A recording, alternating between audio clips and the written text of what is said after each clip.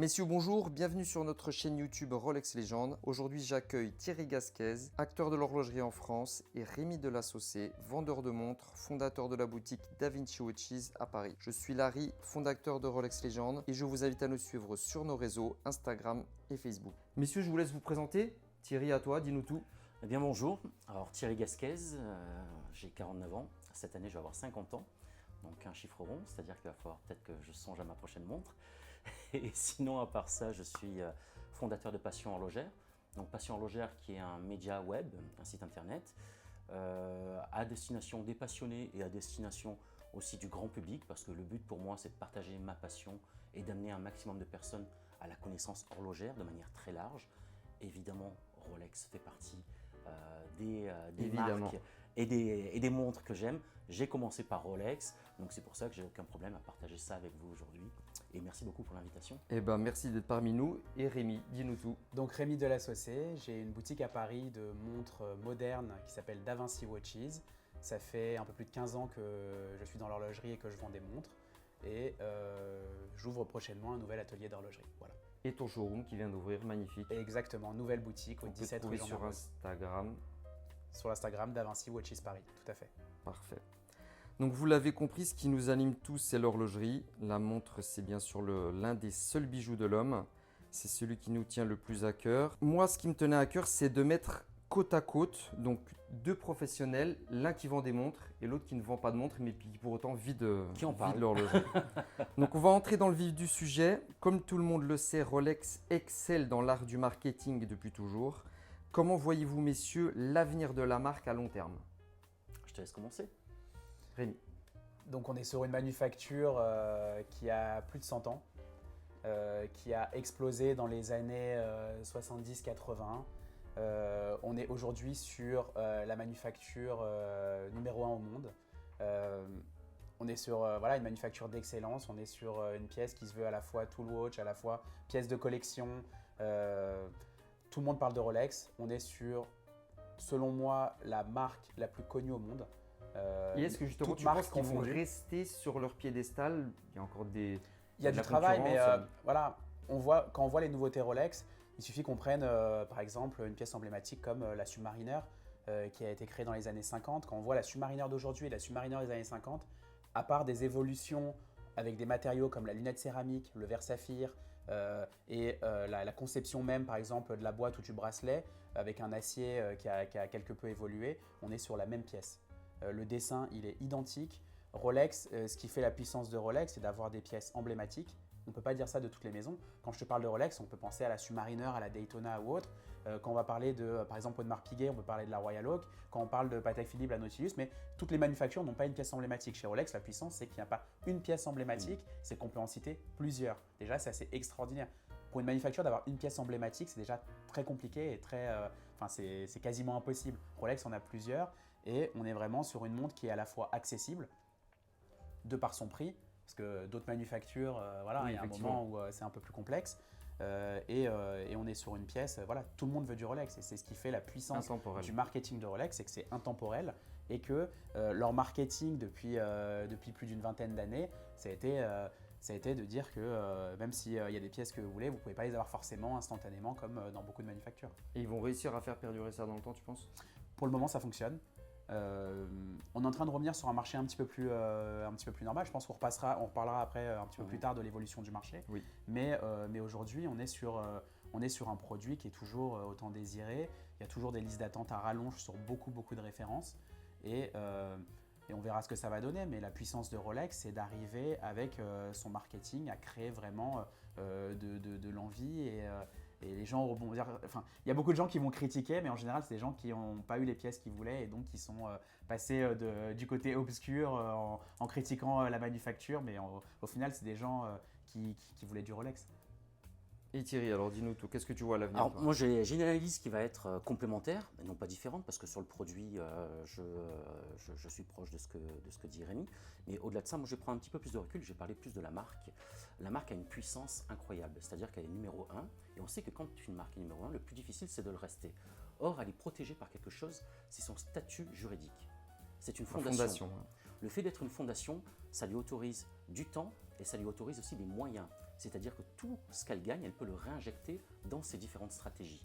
Donc ça, c'est très important aussi pour une marque comme Rolex qui est unique en son genre, justement. Du fait de ce statut juridique, elle peut imaginer, elle peut penser sur du long terme. Une seule marque pourrait faire ça en face, et il l'a fait à une époque, au moment du développement d'un mouvement, c'était Seiko. Et non pas parce qu'il s'agit d'une fondation, c'est parce que là, c'est une marque qui est détenue par une famille. Donc les gens sont propriétaires, et s'ils veulent mettre 28 ans pour développer un mouvement, notamment le Spring Drive, ils peuvent se le permettre, parce qu'ils n'ont de compte à rendre à personne, à aucun actionnaire ou à un cours de la bourse, même si Seiko est en bourse. En ce qui concerne Rolex, Rolex n'est pas une marque introduite en bourse, et c'est une marque qui peut se suffire à elle-même. Elle a les moyens de ses prétentions. Ça ne veut pas dire qu'elle ne peut pas faire d'erreur, ça ne veut pas dire qu'à un moment donné, ses ventes ne peuvent pas chuter.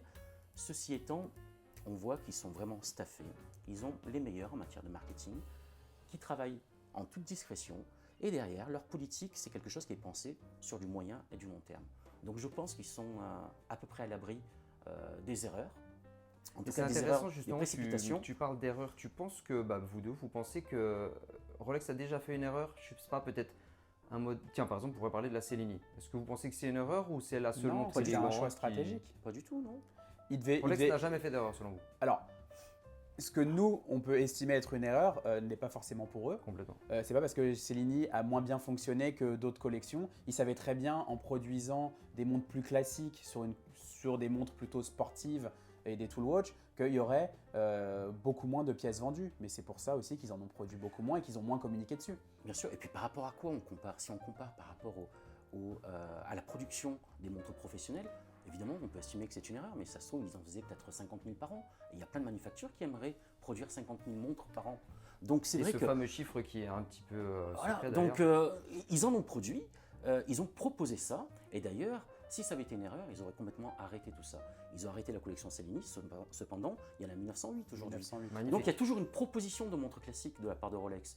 Et s'ils n'en font pas, je sais pas, 100 000 ou 200 000, s'ils n'en font que 20 000, c'est quand même une production importante. Mais c'est le cas, on en voit Et c'est le très cas. peu, Bien sûr. mais c'est un choix. Et ils viennent prendre des parts de marché sur des manufactures qui sortent des pièces beaucoup plus classiques.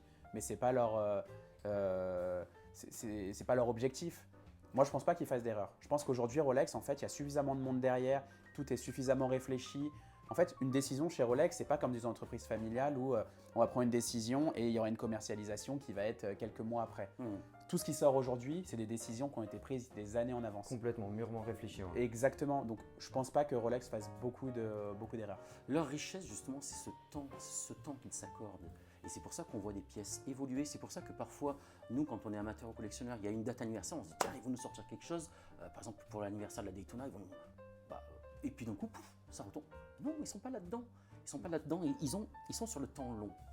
Leur réflexion est différente. Il y a une stratégie globale, il y a une stratégie d'entreprise qui, derrière, est demandée, est insufflée par la fondation Hans Wilsdorf. Il y a un conseil d'administration. On a un CEO, en plus, qui est plutôt quelqu'un qui est assez brillant, hein, Jean-Frédéric Dufour. C'est quelqu'un qui a pris le temps aussi avant de commencer à mettre sa patte sur les produits. Il a fallu attendre presque 10 ans avant qu'on voit un produit Dufour. Donc tout ça, on sent que c'est une entreprise, c'est une marque qui est posée. Qui se laisse le temps.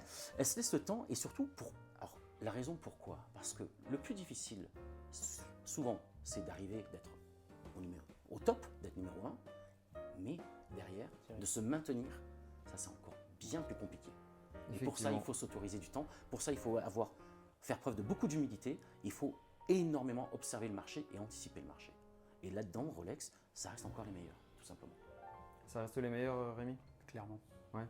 Le numéro 1. De toute façon, il y a un moment, il faut être cartésien. On le voit au niveau des chiffres. Ouais. Nombre de pièces vendues, chiffre d'affaires. Numéro Ça 1. met tout le monde d'accord. Ouais.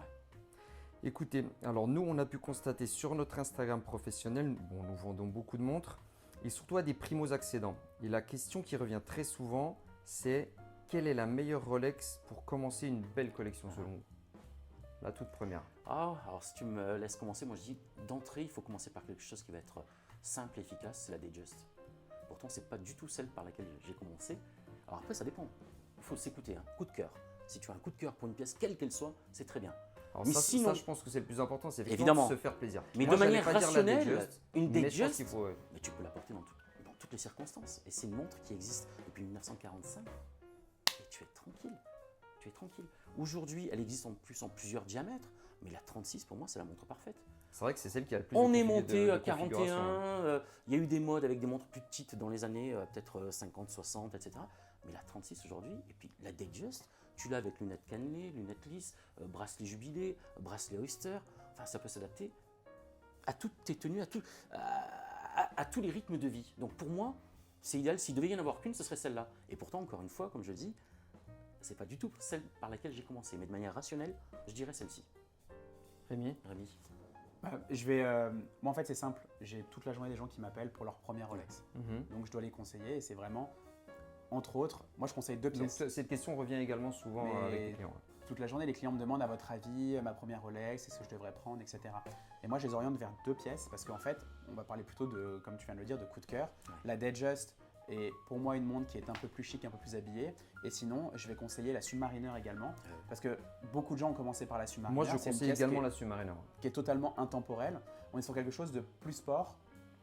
En gros, c'est simple. On est sur du sport chic sur les 2 pièces. Mais le curseur sur la Submariner va être plus sur le sport et sur la Datejust, il va être plus sur le chic. Il y a des gens qui vont préférer la Datejust, il y en a qui vont préférer la Submariner. Donc moi, je ne vais pas dire à un client, prenez la Datejust ou prenez la Submariner. Je vais proposer les deux en tant que première pièce. On est sur les mêmes types de tarifs, entre 8 et 12 000 euros, on va dire. Et on est sur quelque chose d'intemporel. En première Rolex, on ne fait pas d'erreur. Si on a les goûts qui évoluent, revendre une Datejust, revendre une Submariner, ça se revend tout seul. C'est ça. Là, c'est le marchand qui parle. Hein. Bien sûr. Mais c'est des pièces, on peut les garder une vie. Et comme tu l'as dit précédemment, Thierry, on peut les porter absolument dans toutes les situations. Effectivement. Alors ensuite, il y a un vaste sujet qui revient toujours chez nous tous, possesseurs de montres. Donc ce vaste débat, c'est le polissage. Ah. Donc le polissage, alors certains nous parlent que de unpo, donc unpolished, montre jamais polie. C'est une question qui revient très souvent, surtout pour les personnes qui sont en train d'avancer sur un achat. Donc ce fameux polissage, et certains, alors eux par contre ne supportent pas les rayures. On voit l'apparition des nouvelles lingettes. Des stickers de voilà. montres, Ah, des les lingettes. stickers. effectivement, il y a c'est aussi ces fameux stickers. Je suis un petit peu allergique à ce Moi aussi, plastique, vraiment. mais bon, à la fin, c'est ces deux écoles également. Justement, qu'en pensez-vous de ces deux écoles en fait? De ce polissage. Je vais commencer. Rémi, toi qui as des nouveautés Alors, là-dessus, justement. moi, je suis spécialisé dans les montres modernes. Donc, quand on parle de unpo, quand on parle de tout ça, on est plutôt sur des aspects vintage. On veut que dans le vintage, c'est marrant, hein, depuis quelques années, il n'y a jamais eu autant de montres unpolished depuis quelques années. Surtout sur des Je montres pense de que 50 c'est ans, c'est un peu je compliqué pense à que trouver, c'est quand même. très hypocrite et c'est qu'aujourd'hui on arrive à des techniques entre la recharge laser et des techniques de polissage avec lapidaire et autres. On arrive à des résultats. C'est simple. Comment une Rolex est fabriquée? On commence avec un bloc d'acier. Ce bloc d'acier, après CNC, on va retrouver quelque chose qui est très proche de la forme originelle de la boîte, sauf qu'entre-temps, elle va passer par l'aspect polissage. Donc en manufacture, ton bloc d'acier à la fois brut, qui est taillé, derrière il est poli. Mais qu'il soit poli avant ou après être porté, si c'est bien fait, s'il n'y a pas de… Un bon polissage, c'est retirer le moins de matière en conservant l'aspect originel le plus proche. Moi, je ne vois pas d'inconvénient à polir une montre à partir du moment où c'est bien fait, c'est fait dans les règles de l'art. Un polissage, ce n'est pas fait juste pour enlever les rayures et faire en sorte que ça brille. C'est fait pour essayer de retrouver l'aspect original de la montre comme elle est sortie en manufacture. Sur le vintage, il y a une sorte d'hypocrisie de maintenant on voit que des montres unpolished alors qu'elles ont été polies et c'est pas grave. Si ça plaît et que la montre, on a du plaisir à la porter, moi j'ai aucun problème à l'avoir polie. Dans l'automobile, pour faire un petit parallèle, quand tu achètes une voiture, tu n'as pas envie qu'elle soit rayée, micro-rayée ou autre, donc elle va être polie, il y aura peut-être un coup de carrosserie, de la peinture, etc. Et tu auras une voiture comme neuve quand tu l'achètes. Une montre c'est pareil. Moi j'aime bien quand j'achète une montre, être le premier à faire mes rayures et à lui donner de la vie.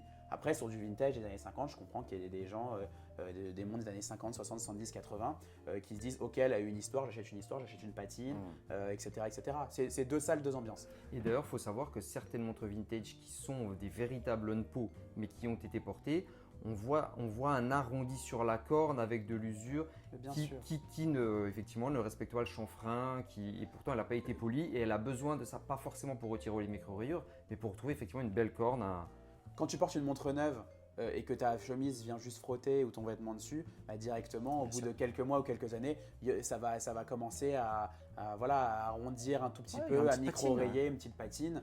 Et voilà.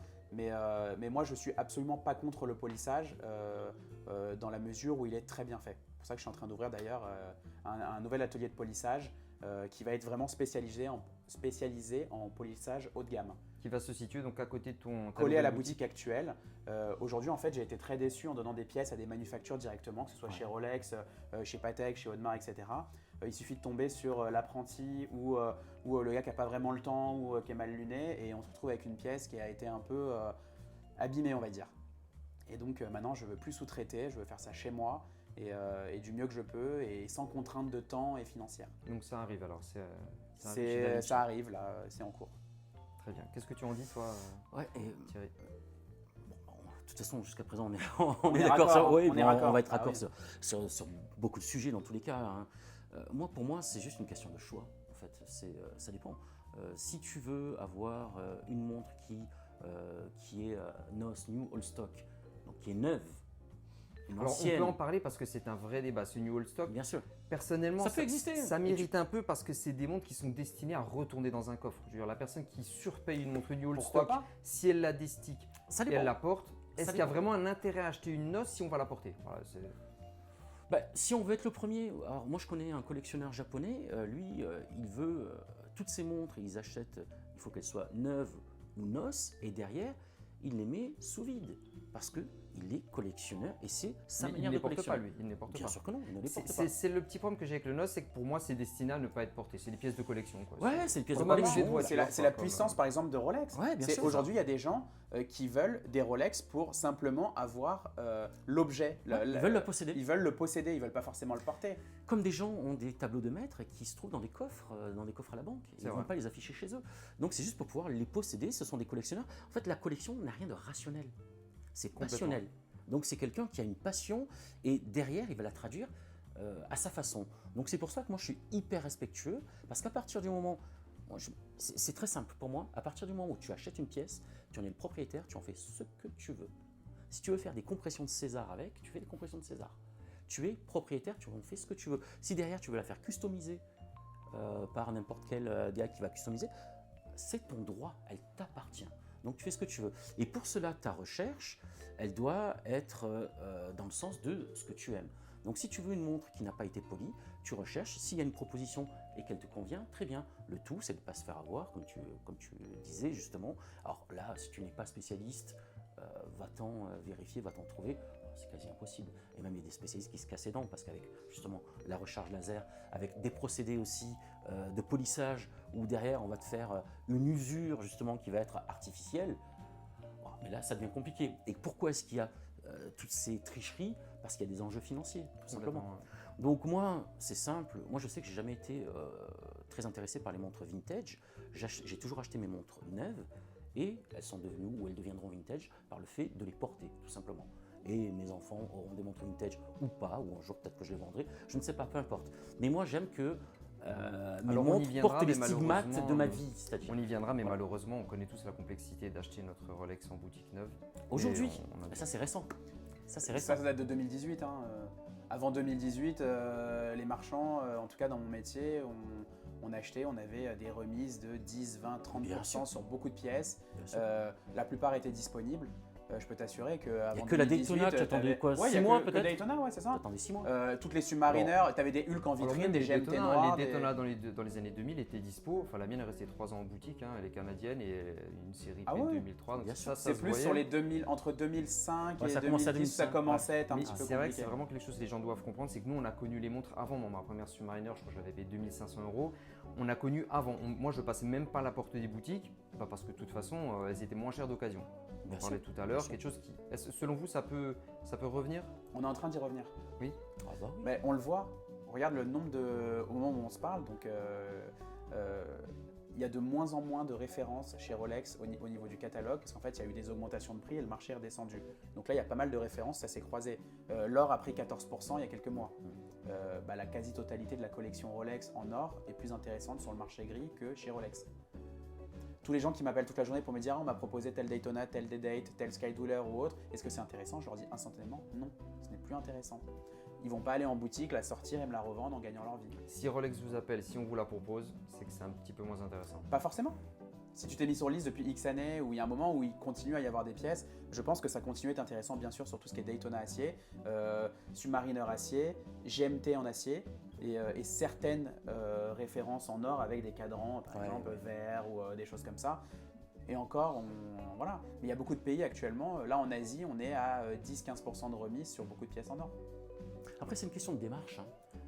Est-ce que tu veux acheter ta montre, ta Rolex, pour vivre une expérience, place Vendôme, voilà, là tu vis une expérience, ou est-ce que tu cherches un bon plan? Est-ce que tu cherches un investissement? Est-ce que tu cherches à faire une culbute, à gagner de l'argent derrière?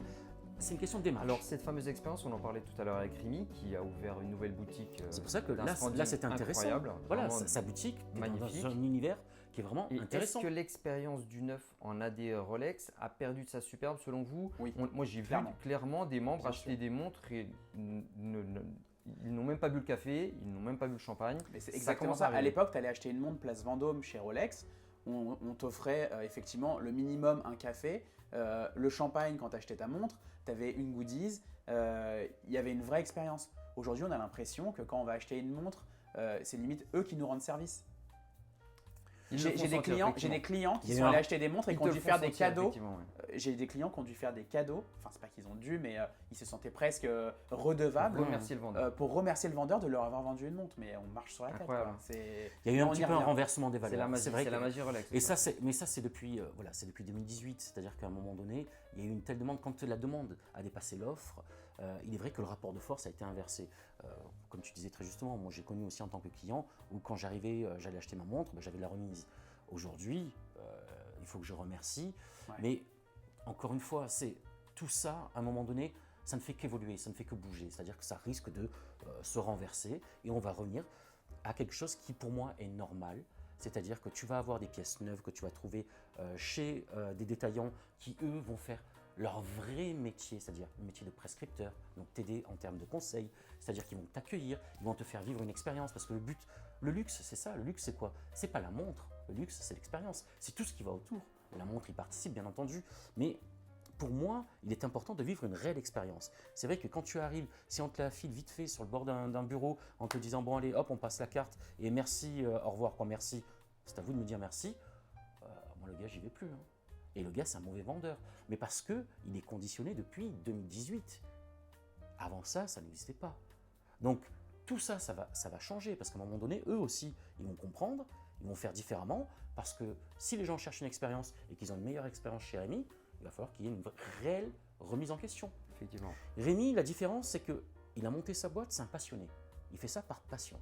Il aime l'horlogerie, il est réellement passionné. C'est lui qui a créé sa boîte. Quand tu vas chez un détaillant Rolex, tu ne vas pas forcément tomber sur le fondateur de la société, tu ne vas pas forcément tomber sur quelqu'un qui est vraiment passionné, tu vas tomber sur quelqu'un qui fait son métier aussi bien qu'il le veut ou qu'il le peut, peu importe, et qui à un moment donné peut passer d'une boutique à l'autre. Il est arrivé peut-être il y a 6 mois, il ne connaît pas forcément les références comme peut connaître Rémi, il ne sait pas, lui, depuis le temps qu'il est là, il voit juste des clients qui viennent et qui rampent pour avoir une Rolex, donc il se sent tout puissant. Bon, voilà, en même temps, enfin, moi j'en veux pas, hein, c'est pas grave, et je peux comprendre, c'est un conditionnement, c'est un marché qui a été comme ça, c'est en train de changer, et donc je pense que le rapport de force va changer, et même si j'aime pas trop ce terme, parce que c'est pas un rapport de force, on va dire plutôt la relation client va changer, et j'espère, pour moi, la norme, c'est que quand un client arrive et est prêt à débourser 10, 15, 20 000 euros, il faut bien l'accueillir, hein, parce que c'est beaucoup d'argent. C'est la moindre des choses, effectivement. C'est beaucoup d'argent. Alors, aux alentours de 2010, les Rolex ont subi une nette évolution. On a vu le passage aux références 6 chiffres, donc c'est 610, passage au 116 610, et ainsi de suite. Alors, le gabarit, donc, il est devenu de plus en plus gros, les inserts sont passés aux céramiques, les bracelets sont de plus en plus réglables, les montres sont aussi plus lourdes, bon, aussi plus robustes. Donc vous, dans votre collection personnelle, vous êtes plus donc avant des 5 chiffres ou vous êtes plus récente, céramique? Moi, j'ai plus des pièces modernes. Toi, c'est ta spécialité, tu es spécialisé. C'est ma spécialité, mais comme l'a dit Thierry précédemment, je suis passionné. Ma première Rolex, on n'était pas sur une 6 chiffres, hein, ça n'existait pas. J'avais un 16-710, c'est ma première Rolex, j'avais payé ça 1600 € à l'époque. J'avais déjà fait voilà, quelque chose, un petit coup déjà pour l'époque. Oui, c'était 3000 € ma première. C'est pas mal. Moi, c'était 1600 € et j'adorais cette pièce. Mais j'ai évolué avec mon temps. Aujourd'hui, Rolex, si Rolex a fait ses évolutions, c'est aussi par souci de fiabilité et d'amélioration de la pièce. Quand on voit les bracelets d'époque qui étaient de l'acier plié, tout léger, etc. Il y avait toujours quelque chose. Quand on voit les bracelets d'aujourd'hui où c'est beaucoup plus costaud, on est sur faut pas oublier, Rolex, c'est une tool watch. Hein. Rolex, quand ils sortent des montres, ils se disent pas on va sortir des modèles emblématiques qui vont coter. Le marché de la seconde main, ça va être extraordinaire. Ils voient qu'il y a un marché aujourd'hui, c'est une entreprise, ils vont se mettre sur le CPO et comme la plupart des manufacturiers, ils se disent ok, il y a un marché secondaire, on est limité par notre production annuelle, on va quand même aller essayer de chercher un revenu supplémentaire sur la seconde main parce qu'on serait bête de ne pas y aller. Mais aujourd'hui, Rolex ne fait qu'améliorer son produit. Ils y vont petit à petit. Tu penses qu'ils vont beaucoup l'évoluer, ce CPO, tu penses? Moi, je pense qu'il y a eu une explosion de la seconde main, ils se sont mis dedans, mais qu'ils vont tous y revenir un petit peu parce que c'est pas leur métier. On le voit, le CPO. On le voit, le CPO, c'est un vrai métier. C'est vrai qu'ils ont mis une amorce, mais très légère quand même. On en voit pas. Quand même, ils ont fait ouvrir des boutiques, ils ont mis des moyens, ils ont créé tout un système, etc. Mais aujourd'hui, le problème du CPO, c'est que les marges, elles sont pas pareilles. Aujourd'hui, on le voit avec le CPO. Tout le pre-owned chez Rolex officiel est bien au-dessus du marché. C'est-à-dire que quand ils rachètent des pièces bien en dessous, et quand ils revendent bien au-dessus. Donc, je vois pas pourquoi un client irait revendre une pièce beaucoup moins chère alors qu'il peut aller dans des boutiques comme la mienne qui rachètent bien mieux. Et pourquoi un client irait chez Rolex payer 20 ou 30% au-dessus du marché, sachant que dans les boutiques comme les miennes, on est 20 ou 30% moins cher, avec des pièces qui sont plus récentes. Parce que dans le CPO, ils n'ont pas le droit de vendre des pièces qui ont moins de 3 ans. Moi, le gros de ce que je vends, ça a moins de 3 ans. Donc voilà, on n'est pas vraiment sur le même marché. Je pense qu'ils se sont mis sur ce marché parce qu'effectivement, depuis 2019-2020, le marché a explosé et ils se sont dit qu'il fallait y aller. Je pense qu'il y a cet aspect commercial, mais il y a aussi un autre aspect, pour moi, c'est service. C'est très important et ça, c'est quelque chose, je me souviens, j'en avais parlé il y a plus d'une dizaine d'années à une grande personnalité de l'horlogerie où j'avais dit mais pourquoi est-ce que vous ne faites pas de la reprise? Parce que vous avez des clients qui sont là, ils ont une montre, ils voudraient se faire plaisir avec autre chose, mais ils sont un petit peu dans cette démarche qu'on peut avoir quand on rentre chez un concessionnaire automobile. Dans l'automobile, ça se fait depuis des dizaines d'années, la reprise. Le problème avec le CPO, pour moi, il vient du fait que Rolex a voulu tout faire en interne. Oui. Et donc, dans l'horlogerie, de manière générale, le problème, c'est que les manufactures veulent vraiment tout faire en interne. Or, pour moi, étant donné qu'il existait un réseau de revendeurs, il fallait travailler comme dans l'automobile, avec ce réseau de revendeurs qui existait, en certifier quelques-uns qui sont vraiment sérieux, qui ont bonne réputation, et travailler avec eux. Et comme ça, si tu proposes quelques pièces dans ta boutique, comme on peut avoir dans des concessions automobiles, il y a quelques pièces d'occasion, mais surtout il y a du neuf. Mais derrière, toutes tes reprises, tout ce marché, ce second marché que tu vas faire travailler, bah tu le fais bosser avec un réseau de dealers qui vont être certifiés, tout simplement. Donc je pense qu'ils auraient dû travailler comme ça. Ils ont préféré faire en interne, pourquoi? Parce qu'il y avait des marges qui étaient intéressantes. Tout le monde a commencé à lancer ça dans les années entre 2020 et 2022. Ouais. Et c'est là qu'on était au top justement de tout ce qui était deuxième main, tout ce qui était marché parallèle, etc. Enfin, ça générait beaucoup d'argent. Donc je pense que tout le monde s'est un petit peu précipité, non pas dans l'offre de service, mais dans la structure de cette offre. Je pense que le problème vient de là. Si derrière, tu travailles avec ce marché qui existe depuis des dizaines d'années, on parlait de revendeurs qui sont là depuis des années, ceux-là, tu les certifies, c'est eux qui vont écouler les pièces que toi, tu vas pouvoir récupérer. Et toi, en récupérant des pièces, ça te permet d'offrir la possibilité à un client d'avoir l'argent pour s'acheter une pièce neuve, tout simplement. Rolex n'en a pas besoin puisqu'ils ont encore plus de clients que ce qu'ils ont de pièces. Ça, je pense que ça ne va pas durer. À un moment donné, il faudra y songer. Et il faudra songer justement à mieux structurer ce marché de la deuxième main. Alors justement, le fait qu'ils gardent tout en interne, comme tu le disais si bien. Alors, pendant longtemps, Rolex a changé les pièces durant leur révision. On en a beaucoup parlé déjà.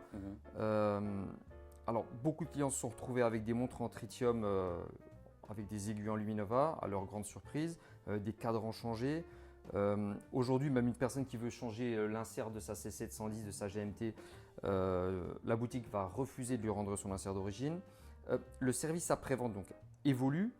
Donc, c'est toujours pour vous une problématique d'emmener sa montre en révision chez l'AD officiel Rolex ou pas? Ou maintenant on peut y aller, quel est votre Sur le avis? moderne, non, absolument pas. Parce que Sur le modèle, sur le on peut y aller moderne, il n'y a yeux fermés, absolument tu veux aucun dire. problème parce que la pièce qui va être changée, c'est exactement la même. Et qui est donc sur là, la on est pièce. plus effectivement sur du 5 chiffres. Tu emmènes encore ta Exactement. GMT Tritium chez l'AD ou pas? Mais alors, moi, je Qu'est-ce n'en que ai tu plus veux dans ma collection. Ça dépend ce que Mais, tu veux. mais hein. ça dépend ce que tu veux. C'est-à-dire que eux, Bon, comme Rolex, tout le monde, aujourd'hui, ça c'est devenu quand même, tout le monde veut une Rolex d'origine. Plus personne veut des aiguilles en Luminova sur. Mais Il y a des gens qui ne se posent pas la question. hein. il y en a qui s'en foutent. oui, mais parce qu'ils sont pas au courant, ceux-là. Mais même, l'idée quand tu as posé ta pièce chez Rolex pour une révision, c'est de te la rendre le plus Alors, conforme ça, à ça, ce qu'elle c'est l'idée était. de Rolex. Ça, c'est Mais l'idée bien de Rolex. Mais toi, ta C710 Tritium, tu l'emmènes là-bas ou pas? Honnêtement, déjà, j'ai plus de 5 chiffres. Ça, dans ma collection, j'en ai plus, donc la question ne se pose même pas. Moi, c'est mon métier, j'ai le réseau pour faire en sorte que je n'ai pas à attendre 3 mois pour faire réviser ma pièce en passant par...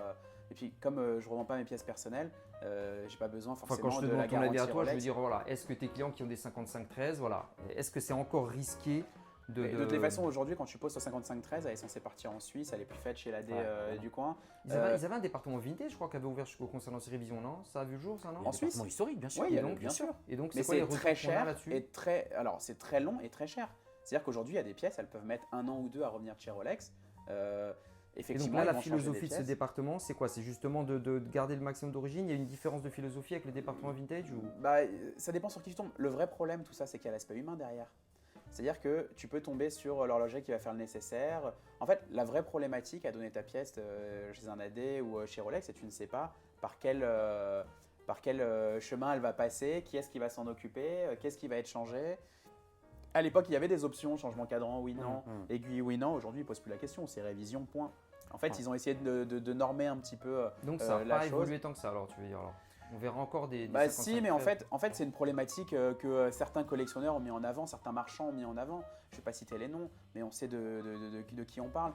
Moi aujourd'hui, il y a plein de clients, aujourd'hui quand ils donnent leurs pièces à réviser, ils s'en foutent d'avoir le cadran qui a été changé, l'insert ou les aiguilles. Ça c'est un petit peu des choses de collectionneurs un peu pointus. Ça, c'est, on est entre nous là. Quand on parle entre nous, évidemment, c'est une problématique. Mais de manière générale, tu Pour le sais, grand public, non. enfin, Rolex, ils ont vendu entre 800 000 et 1 300 000 pièces dans l'année. Et ça, depuis quelques années.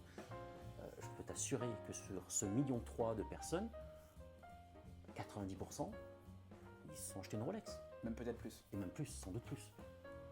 On est une infime minorité à être des vrais amateurs, des vrais collectionneurs. Enfin, Rolex, Donc, je vais le dire un gros marché mot, hein, des- mais c'est un des produit de nouveaux- consommation courante. Mais bien sûr. Donc C'est un- selon toi, les nouveaux, les primo-accédants aujourd'hui ne sont pas forcément les futurs collectionneurs de demain. Ça reste une minorité, je veux dire. Ouais. Si peut-être, mais on est vraiment une minorité, de savoir Ouais. si dans ta C'est une C710 tu as un 3185 ou un 3186, de savoir si ta LV c'est une Fat 4 ou pas. Enfin, on est sur de la niche de chez niche. Enfin, Ouais. toi ça te parle Voilà, parce que un tu es cadran vraiment dedans. rectangulaire, Mais un bien switch only, sûr. tout ça, ça reste Mais une minorité qui exactement. Ça, c'est de la passion et c'est même au-delà de ça. On va pousser, c'est une forme d'expertise. On va chercher quelque chose De différent. de différent et qui va un petit peu nous permettre de vivre des émotions. Voilà, tout simplement. Donc, et moi, c'est ce que j'aime, hein, évidemment, c'est vivre des émotions à travers le produit qu'on va porter ou le produit qu'on va acquérir.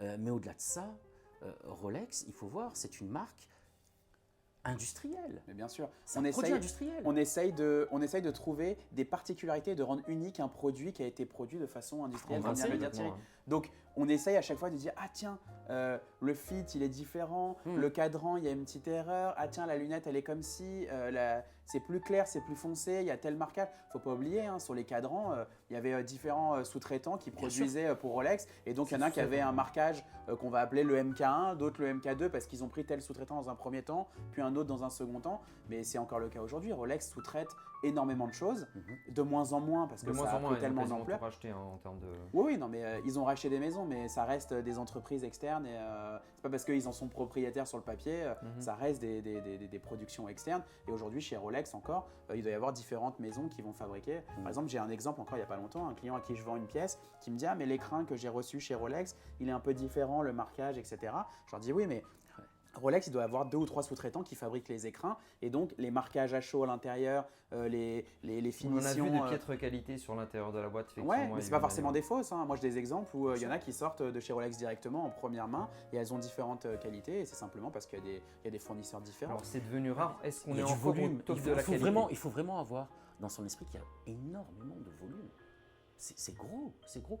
Vous vous rendez compte, enfin, si on commence à faire des calculs, Rolex, au moment où ça produisait le plus, c'est presque 5000 pièces par jour. Il faut se rendre compte de ça. C'est énorme. C'est énorme. C'est de l'industrie. C'est de l'industrie. Complètement, ouais. Donc c'est pour ça qu'à un moment donné, comme tu dis très justement, le marquage à chaud, tout ça, mais il peut y avoir une machine qui va être un petit peu fatiguée parce qu'elle en sera à sa 5 millième. Ouais, 5000 ou 8 millième marquage, c'est pas la même chose qu'au 300e. C'est tout bête. Exactement ça. C'est tout bête. Tu sais, même les CNC, à un moment donné, il faut les régler à nouveau. Paf, il va y avoir un réglage. Alors attention, les tolérances aujourd'hui, on est sur des choses qui sont infimes, mais ça peut reste de provoquer, l'industrie, à un moment donné, ça peut provoquer une petite différence. Voilà. Et c'est là que le service qualité va intervenir. Et c'est ça qui fait Voilà, la puissance de Rolex. c'est ça, ouais. Versus la contrefaçon, c'est que ça coûte très cher d'avoir quelqu'un derrière une machine qui, tous les 3, 5, 10 montres, va venir recalibrer, venir changer la tête de fraise, venir revérifier les réglages. Qu'il n'y aura jamais, par exemple, on n'en a pas parlé, par exemple de la contrefaçon, Bien sûr. mais il y aura toujours cette différence entre Rolex qui met énormément de moyens, qui a énormément de staff derrière, versus des manufactures en Chine où pour le commun des mortels, on s'en rapproche, mais pour un professionnel, quand tu as la montre dans la main, tu es à des années-lumière en rien à matière de finition avec une vraie Et c'est Rolex. ce qui fait encore toute la différence entre Rolex et le reste du monde. Même les plus grandes manufactures horlogères suisses ne sont pas à ces niveaux de qualité, d'exigence de Rolex. Surtout que Rolex, encore une fois, c'est quelque chose, c'est une marque qui produit des séries qui sont très importantes. Ils ont placé le curseur à un niveau très très haut. Et même des marques comme Omega qui travaillent, qui cravagent, qui sont vraiment derrière, qui font de très bons produits, Derrière. ils sont à des années-lumière. Ça n'a rien à voir. Rien à voir. Et ça, on le voit quand on a affaire à des professionnels qui, à un moment donné, vont mettre le nez là-dedans et qui sont pas forcément, et qui sont vraiment neutres. Et ils voient la différence dans la conception, dans les tolérances. Ah, ils disent waouh. Et moi, à un moment donné, j'ai eu un doute. J'ai interrogé un professionnel à qui j'ai fait faire des déconstructions. Il a démonté cette pièce, celle que j'ai là, et une autre, une Grand Seiko, pour ne pas la citer. Mon Grand Seiko, c'est exceptionnel, j'adore. Et je pensais que Grand Seiko était au niveau, d'un point de vue technique, de Rolex. Il m'a dit, Thierry, c'est à des années-lumière. Et pourtant, il m'a dit, c'est très Et bien. pourtant, ils sont très bien. C'est très très bien. Il me dit, il n'y a rien à dire. Sauf que on n'est pas au niveau de Rolex. On a un exemple concret. Moi, j'ai des clients qui m'apportent des Rolex qui ont 15 ans, qui n'ont jamais été ouvertes ou révisées. Elles fonctionnent même mieux en matière. Je les pose sur le chronocomparateur. Quand je vois l'avance chronométrie. retard et que. Mais bien sûr. Et le réglage, il est extraordinaire. Et c'est ça la puissance de Rolex. C'est arrivé à avoir fait des. Ils ont fait des pièces qui étaient à la fois très simples, C'est des ça, mouvements assez simples, mais qui sont suffisamment. On dit que c'est des tracteurs, c'est pas pour rien. C'est ultra robuste. C'est vrai qu'effectivement, ça tombe jamais en panne. Mais c'est vraiment fait la pour ça, marque parce qui que nous- quand on voit les volumes, encore une fois, quand on voit les volumes de production annuels, si tous les 2-3 ans, ils se prenaient dans la figure le SAV, ou même ne serait-ce que l'entretien. pas gérable. Ils arriveraient L'entretien, même pas à assumer derrière, tu sais, derrière. quand tu vas sur un site internet, si tu cherches un petit peu, les préconisations, 10 ans. pas avant 10 ans. Ouais. Ils disent même pas 10 ans, au bout de 10 ans, Ouais. c'est pas avant 10 ans. Ouais. Donc en gros, T'imagines ce que tant ça qu'il y a envoie pas comme on est message. large, on est large. C'est les seuls. Hein. c'est les Ils seuls. garantissent 5 ans, sachant que sur toutes les pièces qu'on vend, tu vends aussi pas mal de montres. J'ai jamais des SAV. Ah, complètement, on en parlait tout à l'heure. Moi, j'ai jamais de Il retour. n'y en a pas. Et le gars te dit, je veux pas te revoir avant 10 ans. Donc en gros, si tu la portes pas tous les jours, Mais moi ma effectivement, première à c'est- 20 ans, Ouais.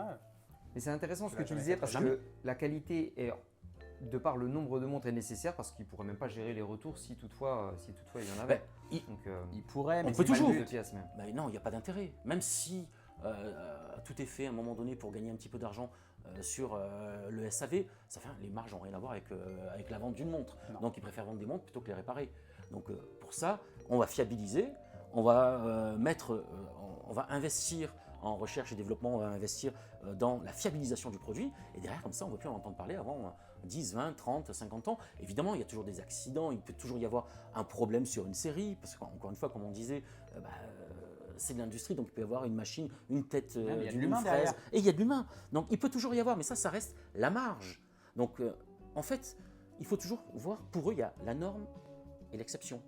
Il ne faut pas que l'exception devienne la norme. Donc la norme, pour eux, c'est sa part, et on ne veut pas le revoir avant un moment. Et c'est pour ça que derrière, ils ont construit un réseau de SAV, donc c'est-à-dire toutes les boutiques Rolex ont automatiquement au moins un horloger agréé Rolex capable de faire le SAV courant des montres, des dernières montres qui sont produites. Donc ça va être quoi? Nettoyage, on va relubrifier, un petit polissage si nécessaire, et roule, on est reparti pour au moins 10 ans. C'est incroyable. Alors, la marque est complètement liée à la spéculation, souvent liée à la spéculation. On le dit comme on veut, mais ça revient très souvent. Alors, c'est pas quelque chose sur lequel nous, on veut insister parce qu'on est passionné, mais c'est quelque chose qui fait partie de la marque.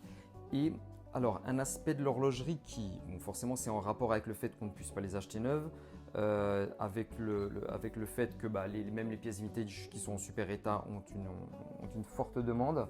Alors, j'ai pu remarquer que beaucoup de membres qui étaient arrivés chez Rolex avec une volonté pure d'investissement, en fait, ils sont devenus des passionnés parce qu'ils se retrouvent avec une montre, ils ont gagné de l'argent, ils l'ont revendue, ils ne se retrouvent pas tout nus derrière sans montre au poignet. Alors, qu'est-ce que vous pensez, vous, vraiment de ce lien entre donc, la marque à la couronne et l'investissement? Forcément, ils doivent en tenir compte. C'est un phénomène qui est récent. Ouais. Il faut savoir que ce soit Thierry ou moi, on a commencé l'horlogerie, il n'y avait pas du tout. On dépensait de l'argent dans une montre, on perdait de l'argent systématiquement. Mais on ne se posait même pas la question. Moi, il y a 18 ans, quand j'ai acheté ma première montre, personne ne nous disait tu vas la revendre, on ne se posait pas la question. Et c'est ça qui était génial. C'est un phénomène récent et c'est des gens en fait qui, autour du Covid, sont rentrés dans la montre, en sont sortis aussi rapidement qu'ils sont arrivés. Ouais. Il y en a certains, ça a aidé à leur mettre des montres au poignet, ils en ont encore aujourd'hui parce qu'au final, ils se sont trouvés une passion pour ça et c'est très bien. Ça a permis de démocratiser un peu plus l'horlogerie.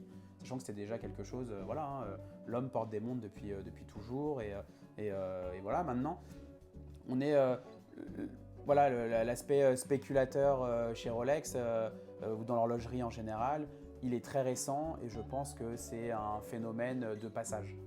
Et tu penses que dans le taux entre les subs, les GMT, les Daytona et tout le reste, tu penses que, voilà, au niveau marketing, ils y pensent ils font avec, on va sortir moins de pièces de la Daytona. Tu vois beaucoup de publicité sur plein d'autres choses que de la Daytona, de la Submariner ou de la GMT. Ah bah ça a fait beaucoup parler. Ils mettent en avant plein d'autres modèles qui se vendent moins. C'est ça. En plus, si tu veux, même leur marketing. Mais est-ce qu'ils arrivent à tenir ce côté investissement ou ils s'en fichent complètement? Mais je pense qu'ils sont contents que ça leur soit arrivé, mais ce n'est pas leur leitmotiv à Rolex dans leur communication, dans leur production, etc. Ils ont créé ça un petit peu avec la Daytona à l'époque, et encore, on dit que c'est voulu, c'est peut-être même subi. C'est la demande. Les 40-30, déjà, ils étaient sous-traités à l'époque, donc ils ont intégré à partir du 41-30. Quand dans les années 2000, on est passé au 116-520. Aujourd'hui, le mouvement il est fait en interne et ils ont tout intérêt, ces mouvements qui sont identiques aux pièces en platine et en or, là où il y a beaucoup plus de marge, à les poser sur des pièces en or et des pièces en platine. C'est pour ça qu'ils ils distribuent moins de pièces en acier. En fait, ils ont une capacité de production de mouvements limitée. Donc sur la totalité de la production, autant en mettre un maximum dans de l'or et dans du platine où il y a énormément de marge, versus de l'acier où il y a beaucoup moins de marge. Et donc ça fait des pièces en acier beaucoup plus rares, mais c'est grâce aux pièces en acier qui sont beaucoup plus rares qu'ils arrivent à vendre des pièces en or. Donc c'est tout un marketing qui est très bien ficelé. En fait, c'est là leur force, c'est-à-dire qu'à un moment donné, quoi qu'ils subissent, ils vont s'adapter justement pour pouvoir en tirer profit. Ils ne sont pas idiots, bien entendu, ce n'est pas des philanthropes, évidemment, c'est des commerçants, ils sont là pour vendre, ils sont là pour gagner de l'argent. Il n'y a pas de problème. Ceci étant, de là à générer une pénurie de manière artificielle et tout, j'y crois pas du tout parce qu'ils veulent produire et vendre. Point. Derrière, s'il y a une plus forte demande, tant mieux. Mais pour autant, ils ne vont pas s'affoler, justement. Ils ont le temps. Et comme je le disais tout à l'heure en introduction, ils ont des stratégies sur le temps long. Donc, il n'y a pas de souci. C'est un épiphénomène. C'est-à-dire que là, ça dure depuis quelques années. Ça a commencé en 2018. Là, c'est en train de retomber. Alors, il va toujours y avoir quelques pièces qui vont être spéculatives, comme la Daytona, parce que, encore une fois, il n'y a pas la volonté d'inonder le marché d'une telle pièce. Et puis, ce serait une erreur, parce que à partir du moment où c'est une pièce avec une complication, à savoir le chrono, il y a plus de risques, justement, en termes de fiabilité. Si on commence à vouloir inonder le marché et à multiplier la production, il y a plus de risques qu'avec des pièces qui sont simples, comme une Datejust. Et ça, une Datejust, enfin, c'est maîtrisé. J'en parlais tout à l'heure. Enfin, ça créé depuis 1945. Les évolutions ont été vraiment lentes, alors que Daytona, comme nous le disait très justement Rémi, l'intégration, la production du mouvement, c'est assez récent. On a connu la Daytona qui incorporait un El Primero. Le Zénith, ouais. Voilà, donc il y a eu des Valjoux. Voilà. Donc, ce qu'il faut savoir, c'est que ça reste encore assez récent pour eux, c'est une vingtaine d'années. Ben, on a le temps. Il n'y a aucune raison pour Rolex d'inonder le marché avec ce type de pièce. Et puis, ça reste une pièce iconique. C'est une pièce sur laquelle ils peuvent communiquer de manière institutionnelle, ou pour la première fois, je crois que c'était en 2023, pour la première fois, ils ont parlé de Paul Newman, alors que jusqu'à présent, c'était quelque chose, c'était un phénomène qui touchait uniquement les collectionneurs. Donc, il y a une reconnaissance. Enfin, voilà, ils ont parlé de la Daytona Paul Newman.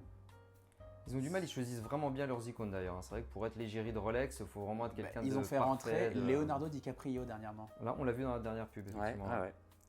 Donc, Entrer tout Alors, doucement, il parle pas encore, exactement. il est là, il arrive. Et je pense Lentement, qu'ils mais sont très sûrement. prudents et Ouais. il vaut mieux qu'ils le soient avec Leonardo DiCaprio. Oui, effectivement. Il vaut mieux qu'il le soit, même si j'adore l'acteur. hein, mais- exactement. Mais ce qui est assez, C'est ce qui pas est assez Federer, paradoxal, c'est pas Federer, c'est il est un peu qu'effectivement, Rolex a une stratégie qui est, comme tu le disais, ultra long terme, mais c'est réagir. C'est-à-dire que quand ils se rendent compte dans les années 2020 que la seconde main explose, ils introduisent le CPO très rapidement. Ouais. Donc, ils ont une stratégie très long terme, mais ils savent réagir sur justement tout ce qui est égérie, tout ce qui est stratégie quand même assez court terme. Moi, je ne suis pas sûr que le CPO, ce soit quelque chose que ce soit une stratégie long terme chez Rolex. Je pense qu'il y a eu, comme tout le monde, un essor dans les années 2020, 21, 22 sur toute la seconde main, mais que ce n'est pas leur métier. On est vraiment sur deux métiers totalement différents. Je ne trouve pas qu'ils le fassent bien. Moi, c'est mon métier, donc je peux en parler. Je ne trouve pas que les détaillants Rolex qui sont spécialisés dans du neuf, qui ont l'habitude de vendre, voire de distribuer, parce qu'à la fin, c'était presque de la distribution. Il fallait juste appeler les clients qui s'étaient mis sur liste. Ouais, il n'y avait c'est plus vraiment de vente. C'était un aujourd'hui- métier de passe-plat. Hein. Oui, C'était c'est ça. passe-plat, hein. Mais C'est aujourd'hui, acheter une montre, expertiser une montre, c'est un vrai métier. Et aujourd'hui, dans la plupart des boutiques, ils ne savent pas le faire. Et c'est ça la limite. Et quand tu vois qu'il y a du des CPO. experts dans des maisons de vente aux enchères aussi qui arrivent à se casser les dents, c'est super touchy. Mais bien sûr. Tout ce qui est vintage, c'est vraiment J'ai appelé compliqué. des maisons de vente parce que je voyais qu'il y avait des contrefaçons en vente dans des catalogues. Ah, Donc ils les retiraient un peu au dernier moment quand j'ai appelé, etc. Ah. Mais c'est arrivé un nombre de fois incalculable. bien sûr. Incroyable. Hein. Aujourd'hui, j'ai des clients, quand ils vont chez Rolex pour faire expertiser leur montre, Rolex les envoie chez nous pour qu'on leur fasse une expertise dans le cadre de vente entre particuliers Bien ou sûr. de pièces qui ont été commandées sur Internet, etc. Parce qu'ils ne sont pas capables de le faire. Alors nous, on a vu des vendeurs des vendeurs Rolex dire c'est une fausse pièce, il s'avère que c'était une vraie. Mais ils ne sont pas Et les capables. vendeurs n'y C'est connaissent pas leur rien, métier. ouais. C'est un vendeur, c'est On pas un ne expert. demande c'est un pas à vendeur. un vendeur de voiture d'expertiser. C'est un expert automobile qui va expertiser une voiture. C'est pas un Complètement. vendeur de voiture. Bah, c'est pareil dans Oui, le dans- vendeur vend une référence, l'expert ouvre le Bien capot. sûr, Quoi. bien sûr. Mais non, mais bien sûr, mais ce sont des métiers totalement différents, évidemment. Et c'est très compliqué. Hein. C'est très très compliqué. Et donc, à titre personnel, vous avez une montre, vous en particulier, en tant que collectionneur, qui vous tient à cœur dans votre collection perso. Vraiment une que vous ne vendrez pas ou qu'une qui a une histoire ou... Ah, moi, je veux dire, j'ai presque envie de dire Thierry, toutes, dis-nous. parce que toutes ont une histoire. Et c'est vrai que souvent, moi, ma vie est jalonnée, tous les moments de ma vie, j'essaie de les marquer avec l'achat d'une pièce. Mais donc ça peut être la pièce de ma toute première qui coïncide avec la naissance de ma fille, celle avec la naissance de mon fils, peu importe. Donc ça, c'est en qualité d'amateur, de passionné d'horlogerie. Après, si je devais parler d'une, c'est celle que je porte aujourd'hui, par exemple, ma Submariner. Donc celle-ci, c'est une 114-060, donc très récente. Pourquoi j'ai choisi cette pièce? Parce que par rapport à sa forme, son design, elle me rappelait un petit peu les premières Submariner, justement, un petit peu plus carrées. Avec les cornes qui sont plus larges, c'est plutôt le fait des cornes, que la pièce soit un petit peu plus carrée. Et puis il y a une vraie histoire personnelle par rapport à cette montre. Il y a plusieurs histoires même. Premièrement, je l'ai acheté pour marquer un événement dans ma vie, c'est la rédaction de mon premier, de mon seul livre. Donc ça date de 2013, c'était 100 montres cultes, où justement j'ai eu des rapports avec Rolex qui ont été super intéressants, où ils ont joué le jeu, c'est-à-dire que derrière ils m'ont fourni non pas les informations, parce que je n'avais pas trop besoin des informations, mais quand j'avais des questions, ils ont pu me dire non, ça c'est moins bon, là on est plus dans le vrai. Ils m'ont fourni les photos aussi, et sans aucune contrepartie. Et derrière, je leur ai fait plaisir, mais pour moi c'était légitime, je leur ai offert la couverture. J'ai mis une Datejust, justement, c'est pour ça que je parlais de la Datejust. Pour moi, c'est la montre qui fait vivre Rolex depuis des décennies. Et au moment où ça n'allait pas, c'était celle qui faisait vivre Rolex, parce que c'était le plus gros volume. Donc j'ai mis une Datejust, et à un moment donné, j'ai voulu justement marquer, donc j'ai voulu m'acheter une montre et je les ai contactés directement.